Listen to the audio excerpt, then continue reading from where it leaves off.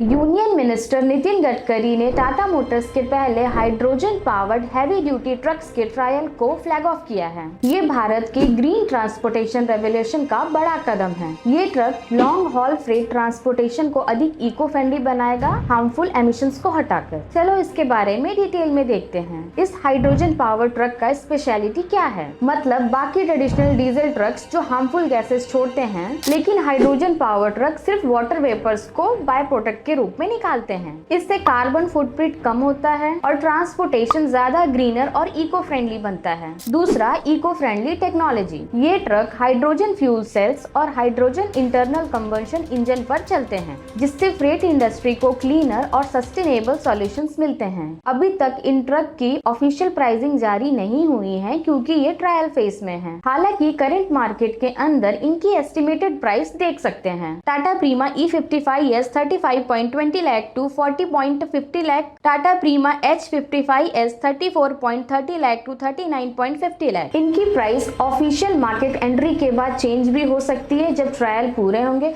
और customer feedback के आधार पर सुधार भी किए जाएंगे। अब बात करते हैं इसके उपयोग और प्रयोग की। ये ट्रक हैवी ड्यूटी और लॉन्ग डिस्टेंस ट्रांसपोर्टेशन के लिए बनाया गया है, जो भारत के प्रमुख फ्रेट कॉरिडोर्स पर चलेंगे। ट्रायल फेज 24 मंथ्स तक चलेंगे, जिसमें 16 हाइड्रोजन पावर ट्रक को शामिल किया गया है, जो मुंबई, पुणे, दिल्ली एनसीआर, सूरत, वडोदरा, कलिंगानगर, जमशेदपुर जैसे प्रमुख रूट्स में टेस्ट किए जाएंगे। इस ट्रक में 2 टेक्नोलॉजीज का फीचर है। पहला फ्यूल सेल, दूसरा हाइड्रोजन इंटरनल कंबशन इंजन, जिससे 300 से 500 किलोमीटर पर रिफ्यूल की ऑपरेशनल रेंज देते हैं। इस ट्रक की डिजाइन डीजल ट्रक से अलग है, एफिशिएंट और क्लीनर, ताकि एयर और नॉइज पॉल्यूशन कम हो। राइमा कैबिन एडवांस कंफर्ट और ड्राइवर असिस्ट टेक्नोलॉजी प्रोवाइड करते हैं, जिससे लंबी दूरी की यात्रा में सुरक्षित एक्सपीरियंस ड्राइवर को मिलती है। इस ट्रक को डिजाइन किया गया है जीरो टेल पाइप एमिशन को प्रमोट करने, ताकि एक सस्टेनेबल सॉल्यूशन मिले लॉजिस्टिक इंडस्ट्री को।